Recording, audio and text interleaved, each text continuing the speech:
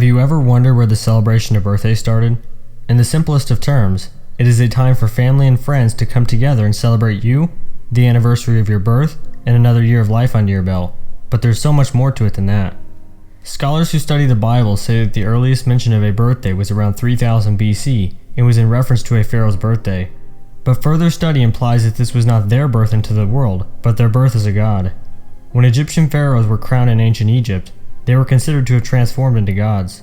This was a moment in their lives that became more important than even their physical birth. Pagans, such as the ancient Greeks, believed that each person had a spirit that was present on the day of his or her birth.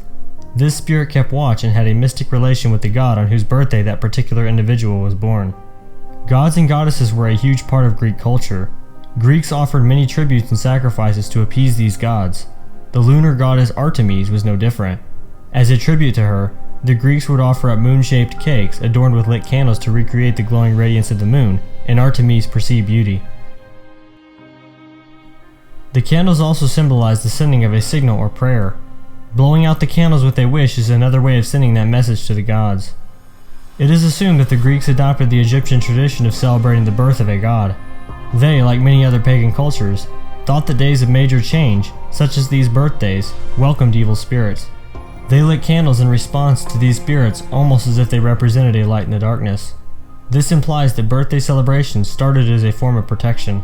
In addition to candles, friends and family would gather around the birthday person and protect them from harm with good cheers, thoughts, and wishes.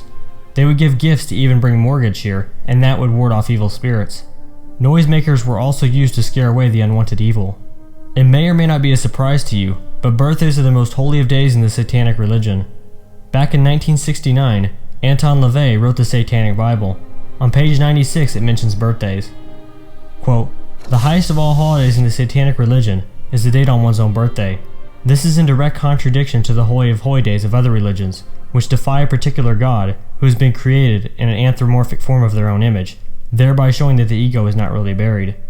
The Satanist feels, why not really be honest, and if you are going to create a god in your image, why not create that god as yourself?